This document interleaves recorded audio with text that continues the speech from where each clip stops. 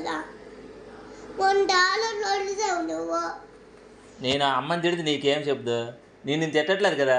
నేను ఒప్పుకోను అమ్మని తిడితే. ఎందుకు ఒప్పుకోవా?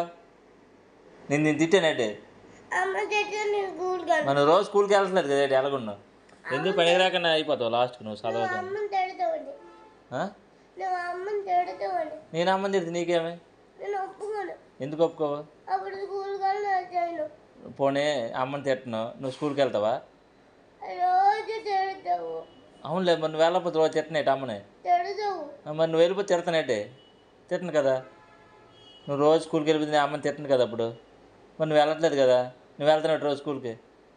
అయినా తిడతావు, వెళ్ళినప్పుడు తిడతావు. అంటే వెళ్ళనంటావు స్కూల్కి? నువ్వు వెళ్తావు వెళ్ళవా రోజు? నేను చెప్పను. ఏం చెప్పవు? అయితే అమ్మని కొడతాను, తిడతాను నేను. నేను కొడతాను. ఎందుకు కొడతానండి? బిందుతో కొడు. బిందుతో కొడు. బిందుతో కొడతావా నిన్నే? అమ్మను కొడు.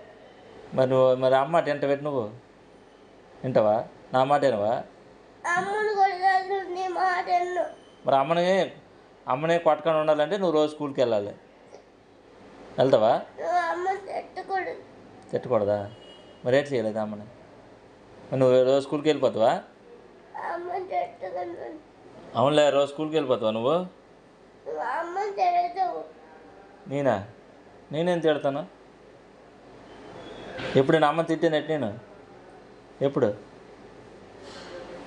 తిట్టాను చెప్పు? తాళాల కోసమా? నీకోసం కాదా?